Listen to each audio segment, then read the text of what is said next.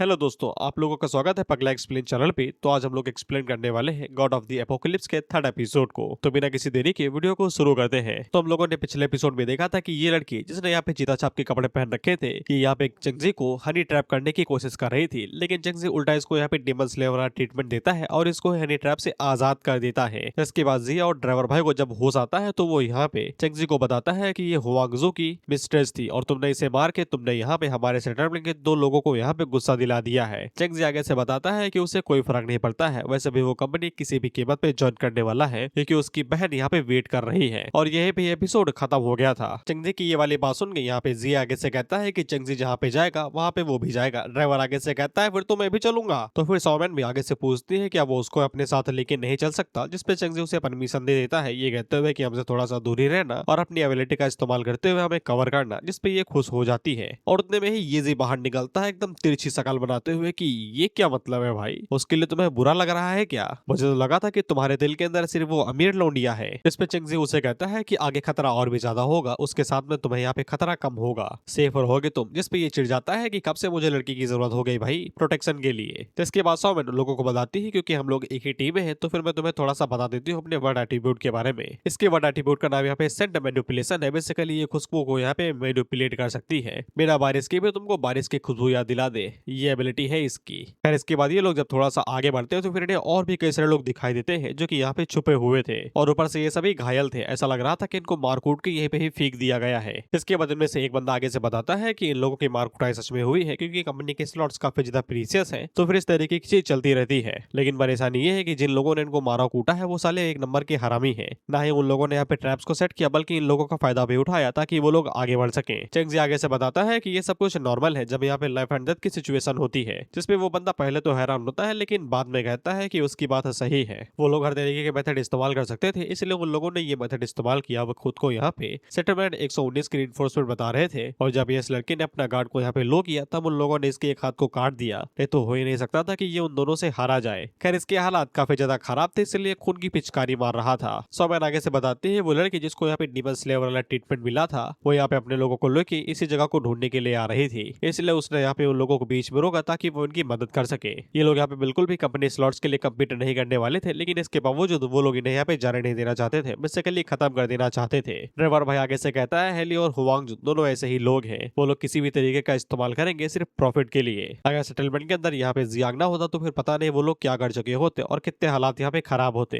तो ये चेंगजी से पूछता है कि अब हम लोग क्या करेंगे, क्या हम लोग इन्हें इग्नोर करेंगे और मरने के लिए छोड़ देंगे? लेकिन अगर हम लोग मदद करना चाहते हैं तो फिर हमारे पास एक ही चॉइस है कि हम इन्हें बाहर निकालें, तभी ये लोग यहाँ पे सर्वाइव कर पाएंगे। लेकिन हमें बॉस के साथ फाइट भी करनी है तो फिर हमारे पास इतना टाइम नहीं बचेगा। सौमैन भी अपने मन के अंदर यही सोच रही थी कि चेंगजी यहाँ पे एक ऐसा बंदा है जो कि ज्यादातर रैशनली ही सोचता है, एकदम फुल एकदम फायदे में वाली चीज, इसलिए शायद से वो कोई क्रूअल चॉइस भी ले सकता है। वो पे इस बंदे को भी पता था कि अगर वो इन लोगों को छोड़ेगा तो ही इन लोगों को यहाँ पे बॉस के साथ फाइट करने का मौका मिलेगा और यही सबसे बढ़िया चॉइस होने वाली है। लेकिन असल में ये लोग मारे जाएंगे अगर चेंगजी इन लोगों को यहाँ पे मरने के लिए छोड़ देता है तो। लेकिन चेंगजी यहाँ पे एक अच्छी चॉइस लेता है, वो यहाँ पे ड्राइवर भाई और लड़की से बोलता है कि तुम दोनों आगे नहीं जा सकते हो, तुम लोग वहाँ पे खतरा ज्यादा रहेगा, इसलिए तुम इन लोगों की मदद करो और इन्हें सेफली यहाँ से बाहर निकालो। जिसपे ये सभी लोग खुश हो जाते हैं कि चेंगजी ने यहाँ पे इन्हें बचाने के बारे में सोचा, वो बिल्कुल भी बेवकूफ इंसान नहीं है और ना ही खुद गर्ज। जिसके बाद सामन और ड्राइवर भाई दोनों यहाँ पे जो जख्मी लोग थे उन्हें उठाते और बाहर की तरफ ले जाने लगते हैं। वहीं पे ड्राइवर भाई अपने मन के अंदर सोच रहा था कि चेंगजी बिल्कुल यहाँ पे जियांग के तरीके ही है। 10 सालों के अंदर अगर वो इसी तरीके से बढ़ता रहा तो फिर वो बिल्कुल भी यहाँ पे ऑर्डिनरी लोगों को ह्यूमन बींग्स के तरीके ही ट्रीट करेगा। उतने में ही जो बंदा जो भी चेंगजी के साथ में बात कर रहा था वो चेंगजी को बताता है कि उसके पास कुछ है जो कि वो उन्हें देना चाहता है। उसको ये चीज तब मिली थी जब उसने यहाँ पे स्टील क्लॉ रैट को मारा था, शायद से ये उन लोगों के काम में आ सके और ये एहसान चुकाने के लिए भी है। चेंगजी आगे से उस मैप को खोल के देखता है तो वो आगे से कहता है ये क्या है, लेकिन बाद में उसे आता है कि वो तो अनपढ़ है, पढ़ ही नहीं सकता।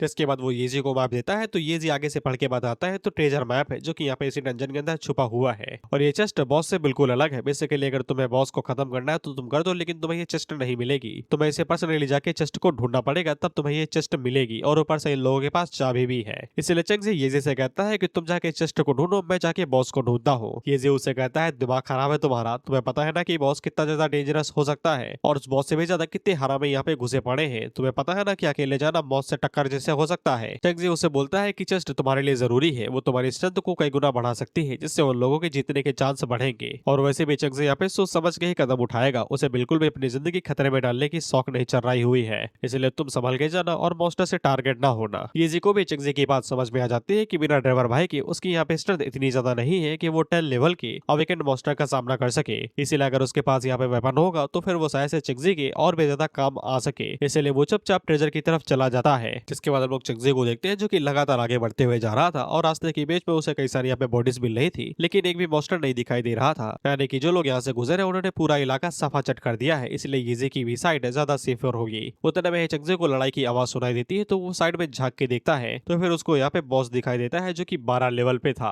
और कुछ अवेकनर्स उसके साथ यहाँ पे फाइट कर रहे थे। बाय द वे ये फीमेल रैट है। तो फिर बॉस की हेल्थ काफी ज्यादा कम हो गई थी, इसलिए ये सभी खुश हो गए थे कि अब तो माल इन्हीं की झोली में आके गिरने वाला है। तो फिर चिंगजी को अच्छे से पता था अगर बॉस यहाँ पे मारा जाएगा तो फिर उसे ही सबसे ज्यादा नुकसान होगा, क्योंकि उसके बाद में उसे सबसे अकेले फाइट करनी पड़ेगी। इसलिए वो बॉस की थोड़ी सी मदद लेगा ताकि वो सिचुएशन का एडवांटेज लेके यहाँ पे बाकी सभी को मार सके। और वैसे भी वो लोग यही चीज तो कर रहे हैं, तो फिर उसे करने में कौन सी बुरी बात है। जिसके बाद वो कब्जों से शुरू करता है और जब ये लोग यहाँ पे प्रॉफिट के बारे में बात कर ही रहे थे उतने में चिंगजी इनके पीछे आता है और खटाक से इनको यहाँ पे डिमल्स लेवल वाला ट्रीटमेंट देते हुए निकल जाता है, ये कहते हुए मुजान को मेरा हेलो बोलना। जिसके बाद 3 अवेकनर्स जिनमें से एक के पास शॉर्ट थे और 2 के पास यहाँ पे एरो थे, वो तीनों यहाँ पे चिंगजी की तरफ देखते हैं और उससे कहते हैं ये तो हमारे बीच में आ गया, जल्दी से इसका खत्म करो। तो फिर ये तीनों हमला करने को आगे बढ़ते हैं, जिसपे चिंगजी इतनी तेजी के साथ आगे बढ़ता है कि वो शॉर्ट वाले को बीच से फाड़ के निकल जाता है, बिल्कुल कॉपी के पन्ने की तरीके।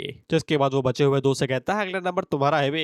तो फिर एरो वालों को समझ में आ जाता है कि ये वाला दूसरे लोगों से अलग है, इसलिए बिल्कुल भी होल्ड बैक ना करना। तो फिर एक बंदा अपने वाला एटीट्यूड का इस्तेमाल करता है जो कि यहाँ पे शूटिंग अटैक को 50% से बढ़ा देता है और साथ में धमाका भी करेगा। और दूसरा वाला अपने आई शॉट का इस्तेमाल करता है जिससे अटैक की पावर 55% से बढ़ जाएगी और साथ में ये फ्रीजिंग इफेक्ट के साथ में आता है, यानी कि चिंगजी की स्पीड भी कम हो जाएगी। वहीं पे चिंगजी को पता है कि ये लोग रेंज कॉम्बैट वाले हैं, इसलिए जब क्लोज रेंज में इनके ऊपर हमला होगा तो फिर इनके लग जाएंगे। इसलिए वो उनके अटैक्स को जितनी जल्दी हो सके उतनी जल्दी डॉज करते हुए आगे बढ़ता है। वहीं पे हम इन दोनों को देखते हैं जो कि यहाँ पे उस मॉन्स्टर के साथ में फाइट कर रहे थे। इनको भी समझ में आ जाता है कि चिंगजी दूसरे लोन वुल्फ से पूरी तरीके से अलग है, लेकिन अभी के लिए बॉस को मारना ज्यादा जरूरी है, क्योंकि अगर बॉस मारा जाएगा तो भले ही इनके जितने भी साथी हैं वो सभी मारे जाए तो भी ये लोग यहाँ पे चिंगजी को ओवर पावर कर सकते हैं। इसलिए ये लोग बॉस के ऊपर हमला करते हैं तो फिर उसकी एचपी अब यहाँ पे 16% ही बाकी रह गई थी, तो वो लोग उसे खर्चा पानी देने लगते हैं। वहीं पे हम लोग एरो भाइयों को देखते हैं तो इनकी अब फट गए थे क्योंकि भागने की कोई जगह नहीं बची थी। तो फिर ये लोग अपने और भी ज्यादा मोस्ट पावरफुल वेपन का इस्तेमाल करते हैं चिंगजी के ऊपर हमला करने को। तो चिंगजी इस बार यहाँ पे बिल्कुल भी डॉज नहीं करता है, ये कहते हुए कि उसकी बॉडी लिमिट अब यहाँ पे अटैक को इजिली झेल लेगी, तो वो बिल्कुल भी डॉज नहीं करता। जिससे तो ये दोनों घबरा जाते हैं कि ये पूरा पागल ही क्या, इसने अटैक क्यों नहीं डॉज किया। जिसपे लोगों के चैन की सांस भी आती है, ये कहते हुए कि बढ़िया है कि वो मर गया, अगर उसने डॉज कर लिया होता तो फिर हम लोग यहाँ पे मारे जाते। उतने में ही चिंगजी पीछे से बाहर निकलता है और इसकी मुंडी उड़ा देता है और दूसरे वाले से कहता है घबरा काहे रहे हो, तुम उसके साथ में ही जाओगे। जिसके बाद वो उसके ऊपर भी हमला करता है और उसकी भी मुंडी उड़ा देता है और उनसे कहता है कि जब दूसरों को यहाँ पे इस तरीके से ट्रीटमेंट दे रहे थे तब कभी सोचा नहीं क्या ये दिन तुम्हारे ऊपर भी आ सकता है। जिसके बाद चिंगजी हम लोगों को बताता है कि ट्रांसेंडेंट टेक्नोलॉजी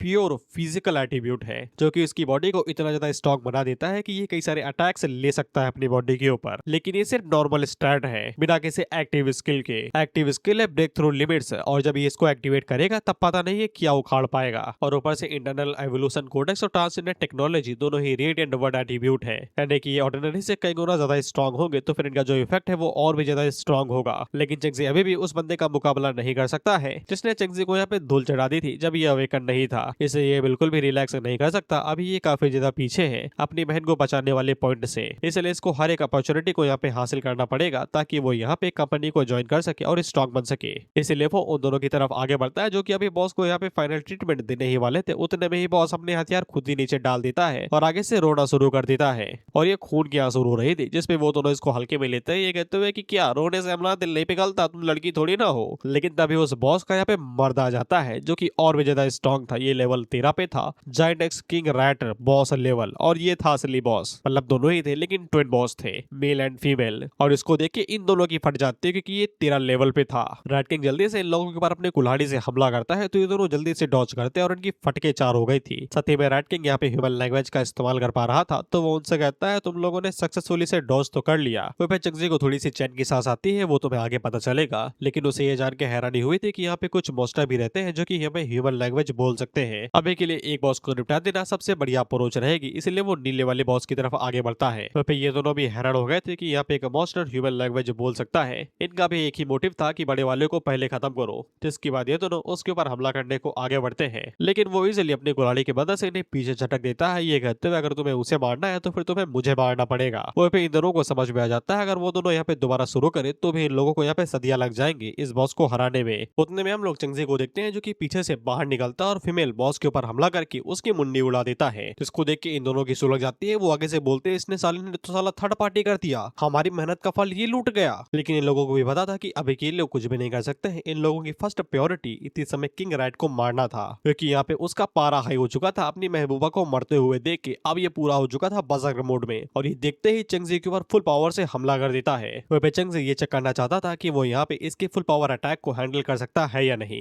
इसके बाद राइट किंग एकदम तगड़ी स्ट्राइक मारता है चंगजी के ऊपर, जिससे वहां की जमीन ही पूरी फूट जाती है। वहीं पे चंगजी के कान के पर्दे के साथ साथ पीछे के पर्दे की भी फटके चार हो जाती है, क्योंकि अटैक सच में काफी ज्यादा स्ट्रॉन्ग था। इसने यहाँ पे सभी एट्रीब्यूट्स को एकदम पूरी तरीके से पार कर दिया था। वहीं पे इन दोनों को भी समझ में आ जाता है कि ये लोग हेड ऑन फाइट नहीं कर सकते हैं। अगर इन लोगों को यहाँ पे रेड किंग को हराना है तो फिर इन लोगों को यहाँ पे मोमेंटम का इस्तेमाल करना पड़ेगा। बेसिकली धीरे धीरे फाइट करके रेड किंग को पहले कमजोर करो, जिसके बाद उसकी फील्डिंग सेट करो। हम लोग रेड किंग को देखते हैं जो कि दोबारा चंगजी के ऊपर स्ट्राइक करने को आगे बढ़ता है। इस बार चंगजी तुरंत वहां से भाग लेता है। ये कहते हुए स्ट्रेंथ भले ही कितनी ज्यादा हो लेकिन स्पीड एकदम एवरेज ही है, तो फिर अगर अटैक के ऊपर डॉज करो तो फिर अटैक डॉज करना इतना ज्यादा मुश्किल नहीं है। वहीं पे चंगजी को भी पता था कि ये लोग यहाँ पे अकेले रेड किंग को नहीं हरा सकते हैं, तो फिर उनको यहाँ पे कॉपरेट जरूर करना पड़ेगा चंगजी के साथ में। लेकिन जैसे ही रेड किंग का काम खत्म होगा तो वो लोग तैसे ही चंगजी को यहाँ पे धोखा दे देंगे। चंगजी का अंदाजा बिल्कुल ठीक था। वो दोनों यहाँ पे चंगजी के साथ कॉपरेट करने को राजी थे, भले ही चंगजी ने यहाँ पे इनके कई सारे साथियों को मौत के घाट उतार दिया हो, क्योंकि बॉस को मारना सबसे ज्यादा जरूरी है। चंगजी को भी पता था कि इस एपोकलिप्स के अंदर कुछ भी नेगोशिएट किया जा सकता है, भले ही उसने यहाँ पे इन लोगों का कितना ही खून बहा दिया हो। इसलिए वो तीनों अब यहाँ पे एक साथ कॉपरेट करते हैं। और ऑफ कोर्स इनकी मुंडी के अंदर यही चल रहा था कि जब बॉस की एचपी यहाँ पे 10% की बची होगी तब वो चंगजी के ऊपर हमला करेंगे और उसकी मुंडी उड़ा देंगे। जिसके बाद ये दोनों एक साथ रेड किंग के ऊपर हमला करते हैं और उसकी एचपी को यहाँ पे 88 से 82 ले आते हैं। तो फिर रेड किंग की एचपी जैसे ही 75 से नीचे जाती है तो वो अपने वर्ड एट्रीब्यूट को एक्टिवेट करता है, जिससे यहाँ पे इसकी स्ट्रेंथ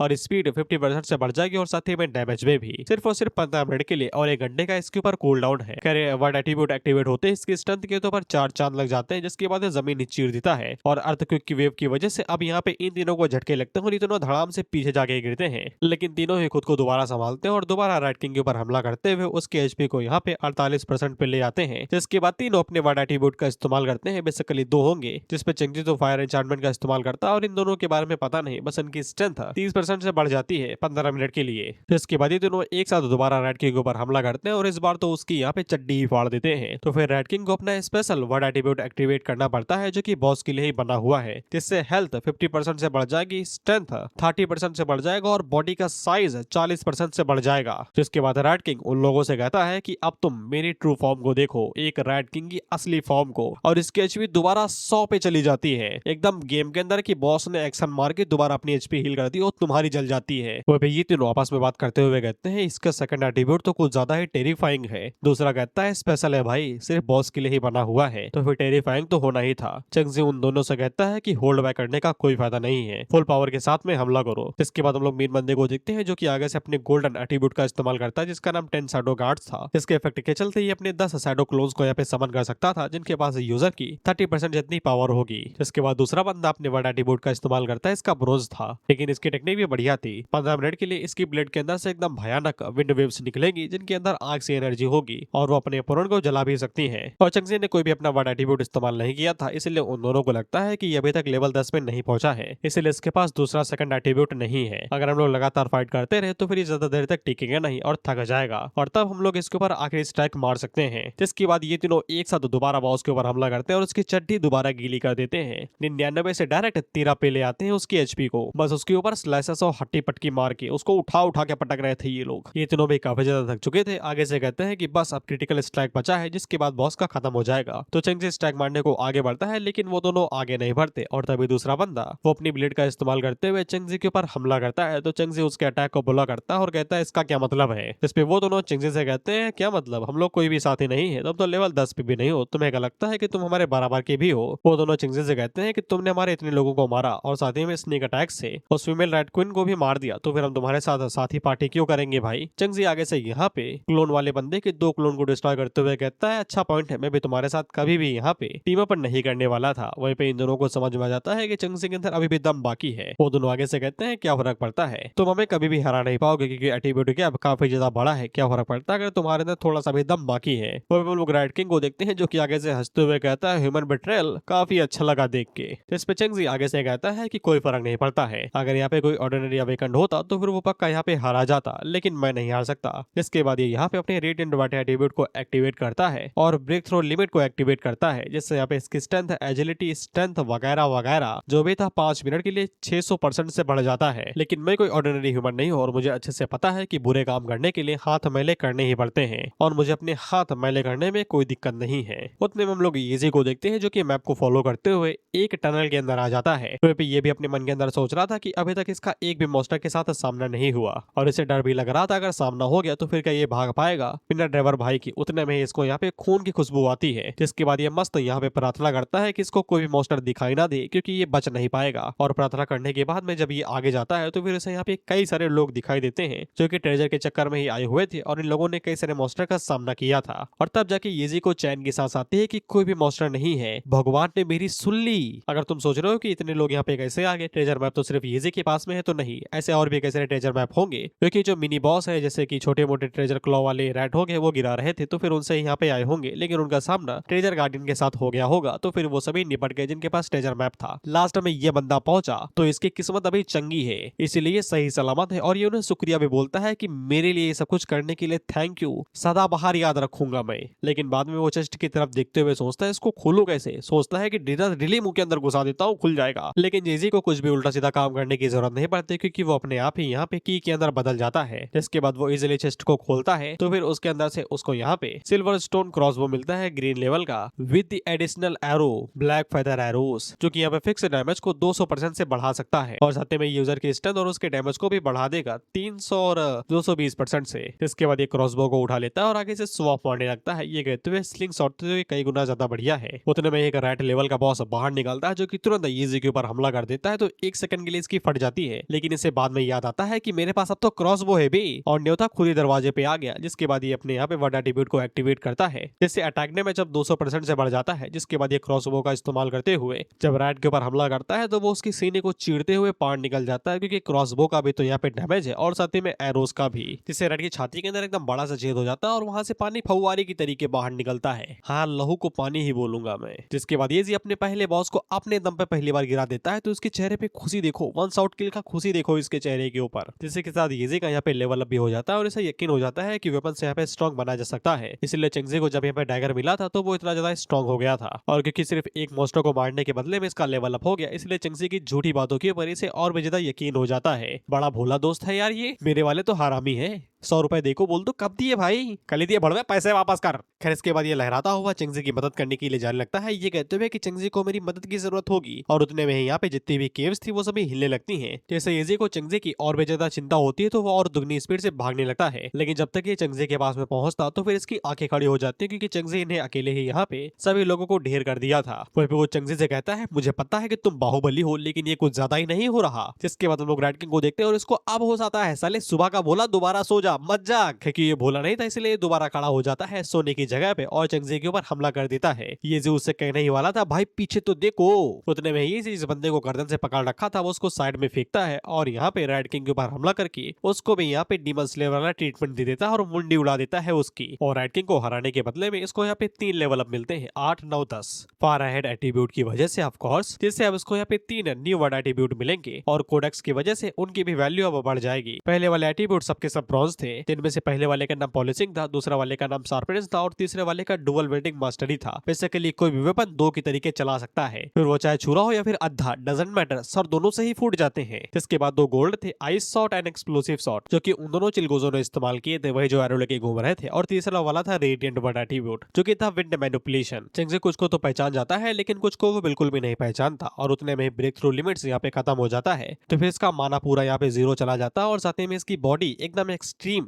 थकावट वाली स्टेट के अंदर चली जाती है जो कि आफ्टर इफेक्ट था, इसलिए धड़ाम से नीचे गिरने लगता है। तो ये जी आंखी से संभालता है तो चेंगजी उसे बताता है कि वो थोड़ी ही देर में वापस ठीक हो जाएगा, उसे बस थोड़ी सी नींद की जरूरत है ताकि वो अपनी स्ट्रेंथ को यहाँ पे दोबारा रिकवर कर सके। तो अभी येजी को समझ में आ जाता है कि चेंगजी कोई भगवान नहीं है, वो भी इंसान ही है। इस तरीके के खतरनाक सिचुएशन के अंदर उसकी भी यहाँ पे बॉडी थकती है, अब उसको आराम की जरूरत है, यानी कि अब उसकी बारी है चेंगजी को प्रोटेक्ट करने की। इसलिए वो उसे बोलता है कि तुम आराम से सो जाओ, मैं तुमको यहाँ पे कैरी करता हूँ। और क्योंकि बॉस यहाँ पे खत्म हो गया था इसलिए डंजन भी आगे से कोलैप्स करने लगती है। और तुम लोग चिंता ना करो, ये नीट की पेपर की तरीके नहीं है कि एकदम झटके में लीक हो जाए। डंजन कोलैप्स होने में थोड़ा सा टाइम लगेगा। पिछली बार इन लोगों ने ये सीख लिया था। छपरी को मारने के बावजूद डंजन यहाँ पे थोड़ी देर तक टिकी हुई थी, इसलिए ये लोग सेफली यहाँ से बाहर निकल सकते हैं। भले धीरे धीरे ही आगे चलते रहे, बस रुके ना। लेकिन समस्या ये है कि हेली और हुआंगजू के लोग बाहर इंतजार कर सकते हैं इन लोगों से बदला लेने के लिए। इसके बाद ये चंगजी को कैरी करता है और उसे बाहर की तरफ ले जाने लगता है। इसका प्लान यही था कि लोग डंजन को पूरी तरीके से कोलैप्स होने देंगे, यानी कि ऐसा दिखाएंगे कि कोई बचा ही नहीं। डंजन के साथ वो भी निपट गए, जिसके बाद कल्टी मार के निकल लेंगे यहाँ से। लेकिन तभी येजी के ऊपर एक 6 लेवल का चूहा हमला कर देता है, जिसको देख के येजी पहले तो घबरा जाता है, लेकिन उसे बाद में याद आता है कि ये शस्त्र काहे लिए लिया है भाई तूफान का,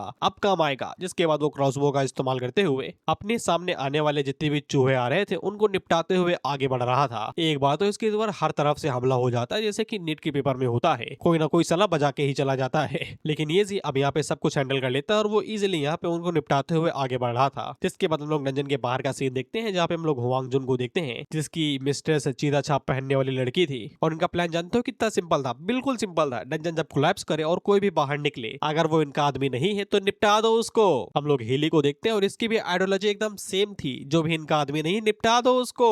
स्लॉट की जगह तुम्हारा बाप भरेगा या तुम्हारी अम्मा। जिसके बाद हम लोग जियांग और ड्राइवर भाई को देखते हैं। वहीं पे ड्राइवर भाई जियांग को सब कुछ समझा रहा था और वो आखिर में बोलता है, अगर मैं कुछ भी झूठ बोल रहा हूँ तो फिर मुझे यहाँ पे चैन की मौत नहीं मिलेगी। जियांग उससे कहता है, अगर तुम्हें चैन की मौत नहीं मिलेगी तो फिर क्या मुझे मिलेगी? मेरी टिकट जो सदियों की पड़ी उन्हें इस्तेमाल कौन करेगा बे? ड्राइवर भाई यहाँ पे जियांग को यही बताता है कि चेंगजी और जिये यहाँ पे किसी के भी प्रिटी बॉय नहीं है, बेसिकली चीनी वाली मम्मी के सन। जियांग आगे से कहता है कि हाँ वो मेरी तरीके है, मेरा ही स्टाइल हुआ करता था, अपने बारे में सोच के ना बाकी लोगों की जान बचाना। उतने में यहाँ पे बाईरोंग आता है, जो कि आगे से कहता है हुआंगजुन और हेली ने यहाँ पे अपने प्लान चालू कर दिए हैं। उन लोगों ने कह दिया है कि कोई भी बंदा बाहर निकले, अगर वो उनका आदमी नहीं है निपटा दो उसको।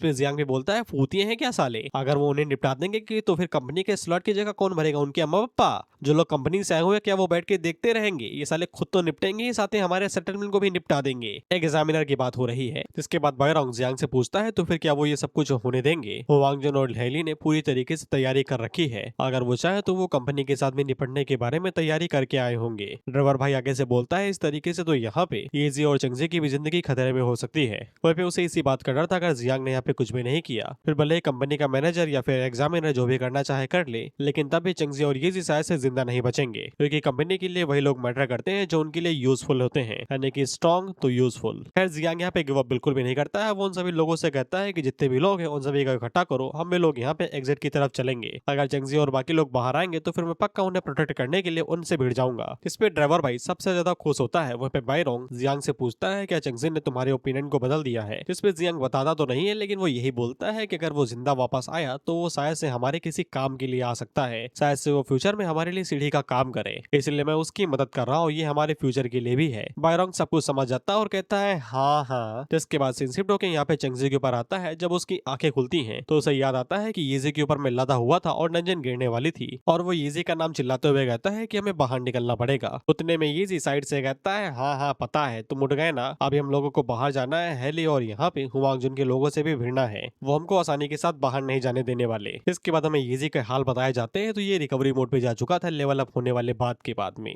ये लेवल 8 पे था इतने समय। जिसके बाद वो चंगजी को सब कुछ बता देता है कि जब तुम बेहोश हो गए तो फिर मैं तुम्हें लात के ला रहा था। उतने में कई सारे स्टील रैट्स हमारे ऊपर हमला कर रहे थे, तो फिर मैंने उन्हें ढेर किया, जिसकी वजह से मुझे एक्सपीरियंस मिले और मैं घायल भी हो गया, और इतने समय रिकवरी मोड पे चल रहा हूँ। वहीं पे चंगजी को समझ में आ जाता है कि येजी ने अपनी जिंदगी दांव पे लगाई है उसे प्रोटेक्ट करने के लिए, इसलिए चंगजी के ऊपर एक भी खरोच नहीं है और येजी के ऊपर लगी पड़ी है। इसलिए चंगजी येजी से पूछता है कि चल सकते हो ना, हमें डंजन से बाहर निकलना पड़ेगा, किसी भी वक्त ये डंजन ढह सकती है। जिसपे येजी आगे से कहता है ऑफ कोर्स। वहीं पे वो चंगजी को बताता है कि बाहर हम लोगों के लिए एक और दावत इंतजार कर रही है, रेडी हो ना तुम? जिसपे चंगजी आगे से बताता है, उस दावत के लिए तो मैं कब से रेडी हूँ। जिसके बाद ये दोनों डंजन से बाहर निकलते हैं। तो फिर सभी लोग यहाँ पे उसी तरफ टकटकी लगाए देख रहे थे। वहीं पे हम लोग गुआंगजू को देखते हैं, जो कि अभी भी यहाँ पे चंगजी का इंतजार कर रही थी। गुआंगजू का बटलर उससे कहता है कि आपको चिंता करने की जरूरत नहीं है, जिस पर्सन को आपने चूज किया अगर वो बाहर नहीं आएगा, जिसका मतलब यही है कि उस पर्सन ने आपको यहाँ पे डिसअपॉइंट किया हुआ है, और वैसे भी आपको ऐसा टैलेंट यहाँ पे तो नहीं मिलने वाला, इस लो लेवल की जगह से तो बिल्कुल भी नहीं। जिसपे गुआंगजू उससे कहती है कि वो लोग हमसे अलग नहीं है, इसलिए ऐसी बातें दोबारा ना कहना, और मुझे यकीन है कि वो बाहर जरूर आएगा। इसके बाद जब वो यहाँ पे वोर्टेक्स यानी कि एंड्रेस की तरफ देखती है तो फिर उसे यहाँ पे चंगजी दिखाई देता है और ये खुश हो जाती है। वहीं पे जो लोग दावत के लिए बैठे हुए थे वो आगे से कहते हैं, तो वो लोग है ही नहीं जिनका हम इंतजार कर रहे थे, ये है कौन? हमारे बाकी लोग कहाँ पे गए? हुआंगजुन उससे पूछता है कि मेरी एक लड़की थी वो कहाँ पे है, और हेली उसे पूछता है और मेरे दो चूजे थे वो कहाँ पे हैं। चेंगजी आगे से कहता है सबके सब मर गए, सबको मैंने मार दिया। ये जी आगे से बोलता है बीच में कुछ मिले थे वो भी हरामी थे तो उनको भी मैंने मार दिया। इस पे ये भड़क जाते हैं कहते हुए अब तो ये हमारे हैं ही नहीं, इनका खात्मा करे या फिर छोड़ दे इन्हें। वांग जुन आगे से कहता है ये हमारे लोग नहीं है तो फिर इन्हें जिंदा रखने की क्या जरूरत है। और हेली भी आगे से यही चिल्लाता है, जिसके बाद वो सभी एक साथ चेंगजी के ऊपर हमला करने को आगे बढ़ते हैं। इसके बाद जो लोग चेंगजी के ऊपर अटैक करने के लिए आगे बढ़े थे, चेंगजी हम लोगों को बताता है कि ये सभी यहाँ पे कमजोर हैं। वांग जुन और हेली को छोड़ के उन्हें यहाँ पे कंपनी के अंदर स्लॉट चाहिए था, इसलिए उन्होंने अपने सबसे बेस्ट लोगों को अंदर भेजा था। और बाकी यहाँ पे जितने भी पड़े हुए हैं वो सबके सब कमजोर हैं, हेली और हुआंग जुन को छोड़ के। इसलिए चेंगजी के लिए उनको खत्म करना कोई बड़ी बात नहीं है। और साथ ही में उसको यहाँ पे अपने न्यू वर्ड एट्रीब्यूट भी तो इस्तेमाल करने हैं, जिनमें से पहला तो शार्पनेस था, वैसे के लिए पैसिव एबिलिटी थी। ये जब भी इस्तेमाल करेगा तो फिर यहाँ पे 50% का आर्मर पियर्सिंग इफेक्ट लगेगा, यानी कि आर्मर पहना है तभी तुम्हें चोट लगेगी। और दूसरा था यहाँ पे विंड मैनिपुलेशन, जो कि रेडिएंट वर्ड एट्रीब्यूट था। वैसे के लिए अभी यहाँ पे तूफान बन सकता है पूरी तरीके से, इतनी स्ट्रॉन्ग विंड को यहाँ पे बुला लेगा कि पूरी तरीके से तूफान आ जाए, हरिकेन आ जाए। और साथ ही में जब ये दो मूव्स को एक साथ कंबाइन करता है, और साथ ही में फ्लेम इंचार्टमेंट के तो बारे में बोलने की जरूरत ही नहीं है। इसके बाद ये तीनों एट्रीब्यूट्स को एक साथ यहाँ पे यूज करता है। सबसे पहले लाता है आंधी, जिसके चलते वो सभी उसी के अंदर फंस जाते हैं। जिसके बाद ये निकालता है यहाँ पे इंचार्टमेंट फ्लेम, जिसकी मदद से आग आती है। और साथ ही में आर्मर पियर्सिंग तो है ही है क्योंकि वो पैसिव है। इसके चलते यहाँ पे पूरी तरीके से आग का तूफान आ जाता है, और जो बचे कुचे थे वो इसी की चपेट में आके खत्म हो जाते हैं। एक बार में पूरी की पूरी सेना ही खत्म हो गई। वांग जुन उससे कहता है तुम्हारे पास अच्छी स्किल्स हैं, इसलिए तुमने उन्हें खत्म कर दिया, लेकिन कोई बड़ी बात नहीं है, तुम कुछ भी उखाड़ नहीं पाओगे। क्या फर्क पड़ता है तुम्हारे पास क्या क्या है, हमारे सामने तो टिक ही नहीं पाओगे। चेंगजी उनसे पूछता है मेरे बारे में तो जान लिया, अपने वर्ड एट्रीब्यूट के बारे में तो बताओ। जिस पे वो दोनों ही आगे से कहते हैं मरते हुए आदमी के साथ फालतू बात करने का कोई फायदा नहीं है, वैसे भी ये मरने ही वाला है। फिर भी ये चेंगजी से कहता है तुम मुझे नीचे उतार दो, ये दोनों यहाँ पे टफ होने वाले हैं, तुम मुझे कैरी करते हुए इनके साथ नहीं भिड़ सकते। चेंगजी आगे से कहता है तुम्हें नीचे भी उतार दो ना, तब भी इनके साथ नहीं भिड़ सकता मैं। तो वो आगे से चीखते हुए कहता है तो काहे बाहुबली बनने, तो इतना ज्यादा बवाल काहे लिए मचाया, स्नीक अटैक करते ना फिर चोरी से निकल जाते यहाँ से। इस पे चेंगजी आगे से कहता है मेरे पास कुछ भी नहीं है इन लोगों को हराने के लिए, अभी सबसे बढ़िया तरीका यही है कि चुपचाप यहाँ पे खड़े रहे और देखे कि आगे क्या होता है। इस पे ये आगे से पूछता है कि तुम करना क्या चाहते हो, खड़े रहते हुए निपटना चाहते हो क्या, तुम्हें किसका इंतजार है। हम लोग वांगजू को देखते हैं जो कि अपने बटलर से कहती है कि वो दोनों यहाँ पे काफी ज्यादा स्ट्रॉन्ग है, अगर वो यहाँ पे चेंगजी के साथ भिड़ेंगे तो फिर चेंगजी उन्हें हरा नहीं पाएगा, हमें जाके यहाँ पे चेंगजी की मदद करनी पड़ेगी। लेकिन हम लोग बटलर को देखते हैं जो कि आगे से बोलता है कि हमें कुछ भी करने की जरूरत नहीं है, सब कुछ अपने आप ही हो जाएगा। वांगजू को कुछ भी समझ में नहीं आता तो बटलर आगे से कहता है कि उनकी मदद करने वाला यहाँ पे पहले ही आ चुका है। इसके बाद हम इन दोनों गधों को देखते हैं जो कि चेंगजी के ऊपर हमला करने को आगे बढ़ रहे थे, चिल्लाते हुए कम चिल्लाया करो भाई, गला खराब हो जाएगा। ये को चिंता हो रही थी तो चेंगजी उससे कहता है चिंता ना करो, वो लोग यहाँ पे आ चुके हैं। इसके बाद हम लोग जियांग को देखते हैं जो कि अपने वर्ड एट्रीब्यूट का इस्तेमाल करते हुए चीखते हुए बोलता है जहाँ पे हो वहीं पे ही रुक जाओ, जिससे वो सभी लोग वहीं पे ही रुक जाते हैं। ये जी चेंगजी से कहता है अच्छा तुम यहाँ पे जियांग का इंतजार कर रहे थे, हम लोगों ने उनके यहाँ पे इतने लोगों की मदद की है तो फिर उन्हें यहाँ पे पक्का आना ही पड़ेगा। जियांग यहाँ पे आता है और उन लोगों से कहता है कि चेंगजी यहाँ पे कंपनी का है तो फिर उसे कोई भी हाथ नहीं लगा सकता, अगर हाथ लगाओगे तो फिर धोने लायक नहीं बचोगे। हालांकि जियांग आगे कुछ कह पाता उतने में यहाँ पे एक बंदा आता है और उसे बताता है कि सेटलमेंट 173 वाले हमारे सेटलमेंट के सामने आ गए हैं और उन लोगों ने पहले ही हमारे गेट्स के ऊपर हमला करना शुरू कर दिया है। जियांग उन लोगों से कहता है कि बायरंग को छोड़ के जितने भी हैं वो सभी वापस जाएं और जाके उन लोगों के साथ निपटे, यहाँ का काम खत्म होने के बाद मैं सपोर्ट करने के लिए आ जाऊंगा। तो फिर जियांग की बुद्धि कुछ ज्यादा तेज थी तो वो डायरेक्ट हुआंग जुन और हेली से पूछता है क्या तुम लोगों ने उनको झूठे वादे दिए जिससे वो लोग ये करने के तक को राजी हो गए, या उनकी फटती नहीं कि मैं सीधा उन्हें खत्म ही कर सकता हूँ। जिसपे ये दोनों आगे से बताते हैं कि हमने ज्यादा कुछ थोड़ी ना दिया है, हमने बस यही बोला कि अगर वो हमारी मदद करेंगे तो फिर वो अगले 3 दिनों के लिए सेटलमेंट 119 के अंदर उधम मचा सकते हैं, जितनी चाहे उतने, बस लोगों को छोड़ के सब कुछ उनका हो जाएगा। और वैसे भी हम तुम्हारे यहाँ पे खटिया खड़ी करने वाले हैं तो फिर उन्हें यहाँ पे तुमसे डरने की जरूरत नहीं है। जियांग आगे से कहता है तो तुमने हमारा सेटलमेंट बेच खाया, अब तुम इतना कर ही दिए हो तो फिर तुम्हें यहाँ पे रहने की जरूरत ही नहीं है। वांग जुन आगे से कहता है मैंने तुम्हारी मदद की थी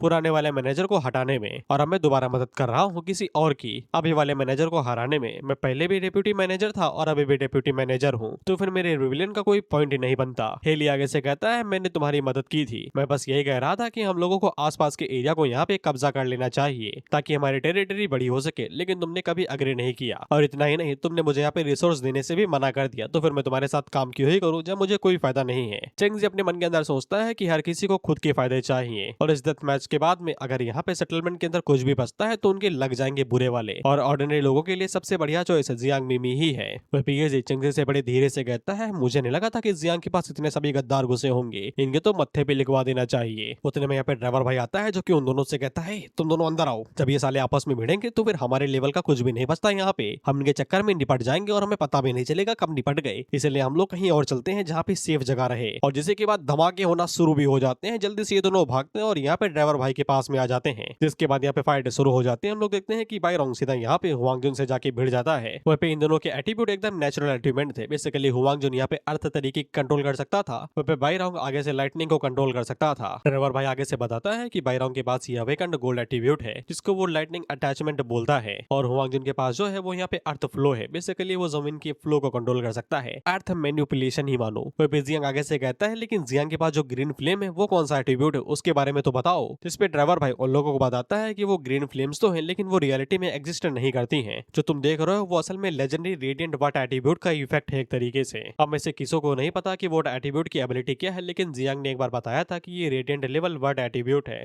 हेललेस नेदर वर्ल्ड फ्लेम्स। ये जी हम लोगों को बताता है कि 10,000 में से किसी एक के पास ये रेडिएंट वर्ड एट्रीब्यूट होता है। और लेजेंड तो ऐसा कहते हैं कि जिनके पास यहाँ पे रेडिएंट वर्ड एट्रीब्यूट होता है वो यहाँ पे वर्ल्ड को तक चेंज कर सकते हैं। चंगजी यहाँ पे उसे पूछता है कि ऐसी चीज सच में यहाँ पे एग्जिस्ट करती है। ये जी आगे से बताता है कि मैंने ये एशियन टेक्स्ट के अंदर पढ़ा था कि हमारी दुनिया ऐसे क्यों बदल गई, क्योंकि एशियन टाइम में किसी ने यहाँ पे फर्स्ट एट्रीब्यूट को अवेकन किया था, लेकिन उस वर्ड एट्रीब्यूट ने पूरी की पूरी दुनिया को ही अपने साथ घसीट लिया और पूरी एशियन टाइम को डिस्ट्रॉय कर दिया। यहाँ तक कि एडवांस और पावरफुल ह्यूमन एरा को भी उसने डिस्ट्रॉय कर दिया। किसी को भी नहीं पता है कि वो पहला वर्ड एट्रीब्यूट यहाँ पे कैसे जन्मा था। वो बस अचानक से किसी इंसान के अंदर आ गया था, जिसके बाद उसने पूरे की पूरे ह्यूमन सिविलाइजेशन को ही डिस्ट्रॉय कर दिया। इसलिए ये चंगजी से बोलता है अगर हम लोगों के पास ऐसा वर्ड एट्रीब्यूट आ जाए जो कि इतना पावरफुल हो तो फिर तुम्हारी बहन को बचाना और अपना नाम बनाना सिर्फ सपना नहीं रहेगा। यहाँ तक कि हम लोग यहाँ पे पूरी की पूरी एशियन ह्यूमन सिविलाइजेशन को भी यहाँ पे रिबिल्ड कर सकते हैं। जिसके जवाब में चंगजी बोलता है शायद से, और मन में सोचता है कि उसके पास जो यहाँ पे रेडिएंट वर्ड एट्रीब्यूट है वो इतना मिस्टीरियस नहीं है और न इतनी एबिलिटी वो होल्ड करता है। हर एक रेडिएंट वर्ड के अंदर यहाँ पे अलग अलग डिफरेंस रहता है स्ट्रेंथ के बीच में। शायद से इंटरनल एवोल्यूशन कोडेक्स की वजह से उसे फ्यूचर में कोई ऐसा वर्ड एट्रीब्यूट मिल जाए जो कि इतना स्ट्रॉन्ग हो। लेकिन क्या ऐसा वर्ड एट्रीब्यूट यहाँ पे खुद को डिस्ट्रॉय नहीं कर देगा? बेसिकली जो इसे होल्ड करेगा, ऐसा वर्ड एट्रीब्यूट क्या ह्यूमन का भी कंट्रोल भी कर पाएगा? वही बात है, अगर हम लोग यहाँ पे कहीं अमरता या फिर इमॉर्टलिटी जैसी टेक्नोलॉजी हासिल कर ले तो फिर तुम्हें क्या लगता है क्या होगा इसके साथ में? जिसके बाद हम लोग हेली को देखते हैं जो कि यहाँ पे जियांग से कहता है कि तुम्हारे पास रेडिएंट वर्ड एट्रीब्यूट होगा लेकिन तुम मुझे हरा नहीं सकते, मेरा भी वर्ड एट्रीब्यूट यहाँ पे कमजोर नहीं है। इसके बाद ये अपने सेकंड वर्ड एट्रीब्यूट का इस्तेमाल करता है जो कि यहाँ पे ब्रोंज जायंट था और ये गोल्ड एट्रीब्यूट था। तो इसके चलते इसकी बॉडी यहाँ पे बहुत ज्यादा ह्यूज हो जाती है, बेसिकली 10 फीट या फिर 12 फीट। इसको देख के ये दोनों आगे से कहते हैं इतना ज्यादा ये बड़ा हो गया है तो फिर इसकी स्ट्रेंथ के अंदर भी काफी ज्यादा डिफरेंस आ जाएगा। जिसके बाद हेली यहाँ पे जियांग के ऊपर हमला करते हुए कहता है कि मैं तुम्हें मार मार के चटनी बना दूंगा। फिर देखते हैं कि कौन जमीन के ऊपर कब्जा करने वाले आइडिया के बेरे बीच में आता है। हेली यहाँ पे जियांग के ऊपर पंच तो मारता है लेकिन जियांग को ज्यादा कुछ होता नहीं है। वो इजीली अटैक को हैंडल कर लेता है और बोलता है कि तुम मुझे रिप्लेस नहीं कर सकते हो, अब मैं तुम्हें बताता हूँ कि आग में जलना होता कैसा है। इसके बाद वो हेली के ऊपर अपनी ग्रीन फ्लेम से हमला करता है। वो ये आगे से कहता है जियांग में भी बेवकूफ है क्या, उसने अटैक को डॉज क्यों नहीं किया? अगर वो लोग इसी तरीके से हेड ऑन फाइट करते रहे तो फिर कौन जीतेगा ये बताना मुश्किल है।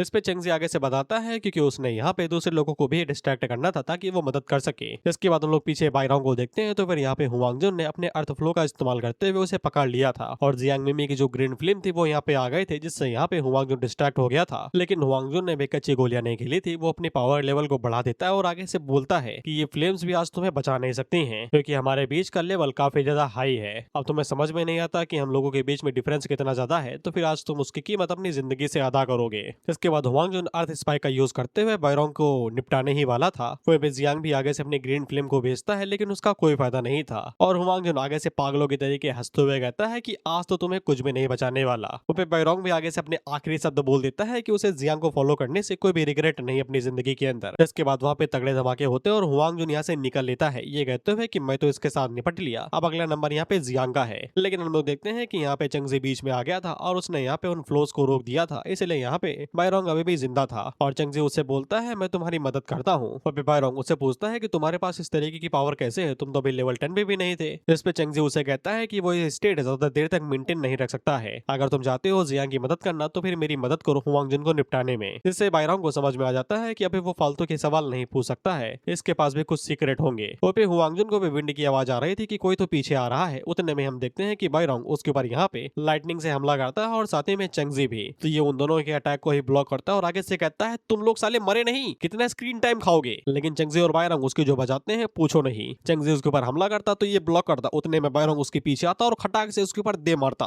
और आगे से बोलता है तुम्हारी हिम्मत कैसे है मुझे हर्ट करने की, मैं तुम लोगों की जिंदगी चाहती हूँ तो ले ना, किसने रोका है तुझे, ले। डॉज ने करे गार्ड पर, कंप्लेन करे रात भर।